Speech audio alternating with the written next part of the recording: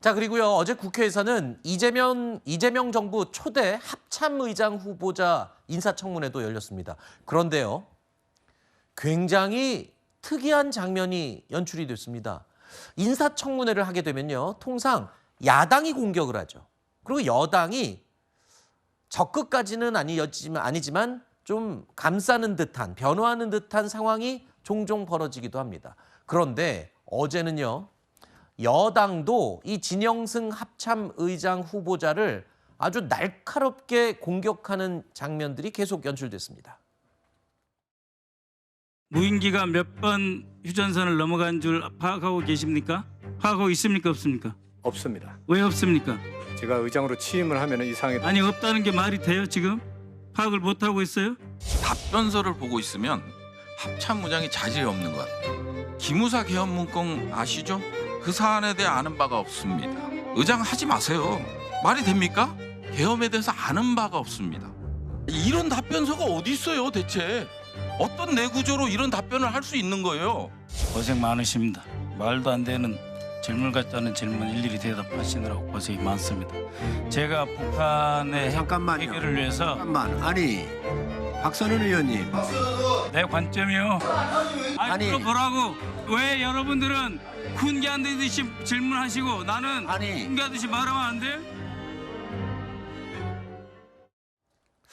어제 저희가 전해드린 내용 가운데 법사위, 국회 법사위가 항상 시끄러운데 그 이면에 행여 내년 지방선거를 앞두고 좀 튀어 보이기 위해서, 부각되기 위해서 좀 오버하는 게 아니냐, 뭐 이런 해석도 있다는 이야기를 잠시 했었는데, 자, 조희대 대법원장 청문회를 놓고 여야가 치열한 공방을 벌인 그 부분, 그게 결국에는 자기 정치한다 이런 비판들이 나왔습니다. 그런데 이 합참의장 인사청문회도 여당, 그러니까 대통령 정부에서 지명한 후보인데 여당에서 공격을 하는 모습, 이거 역시 자기 정치하는 거 아니냐, 지금 이런 얘기가 한간에서 나오더군요. 그것 이외에 사실 다른 이유를 찾기 어렵죠. 다른 네. 이유가 있다면 그건 직무유기죠. 네. 직권남용이거나. 왜냐하면 대통령이 그 합참의장을 임명할 때 전략통이라고 해서 임명을 한 거예요. 네. 그러니까 전략적인 측면에서 굉장히 전문가인데, 부승찬 의원의 경우에는 정보병과예요, 이 사람은. 근데 본인이 그 전략적인 전문가인 합참의장의 전략적인 측면과 지휘계통에 대해서 비판을 하는데 그거 맞지 않아요. 각 군에 여러 가지 지휘관들이 있는데 그 지휘관이 합참의장한테 다 물어보고 지휘하나요? 그건 아니잖아요.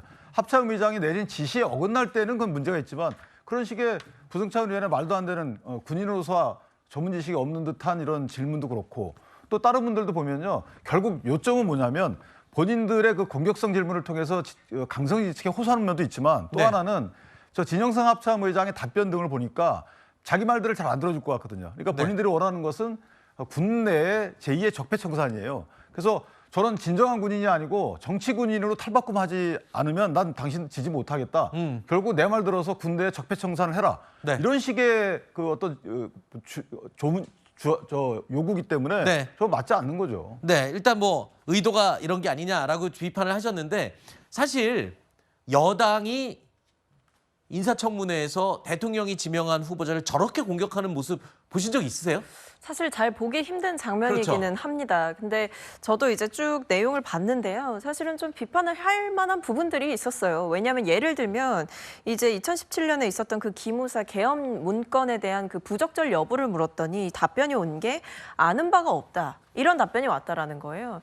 사실 근데 그런 답변은 좀 상식적으로 납득하기가 어렵죠. 왜냐하면 당시에 이제 작성됐었던 그 기무사 계엄 문건이 굉장히 큰 파장이 됐었고 논란이 있었던 만큼 사실 합참의장 후보자라고 한다면 이 부분에 대해서 좀 명확한 의견을 가지고 있어야 되는 거 아닌가라는 생각이 들었고, 네. 아마 의원들께서 굉장히 또 문제를 삼으셨던 부분은 지금 이 내란죄와 외환죄가 같이 수사가 되고 있는데, 이 외환 같은 경우에는 결국 핵심은 평양의 무인기를 침투하는 그 작전 문제지 않습니까? 근데 여기에 대해서 만약에 후보자가 본인에게 이런 작전이 내려온다라고 한다면, 후보자가 이런 상황을 맞닥뜨리게 된다라고 한다면 후보자는 어떤 자세를 취할 거냐라고 의원들이 물었더니 여기에 대해서 어떤 좀 제대로 된 대답을 하지 않았다라고 하더라고요. 네. 그래서 결국에는 마지막까지 약간 비판을 받고 나서야 뭐 군이 계엄에 관여하는 일은 없다라고 이야기를 했지만 네. 그 전에 답변들이 사실은 뭐 수사 중이라 답변하기가 어렵다 이런 취지의 얘기가 오갔기 때문에 알겠습니다. 지금 이 일이 있고 나서 군의 인식이 제대로 바뀌어야 되는 상황이다 이런 문제의식이 컸던 것 같습니다. 알겠습니다.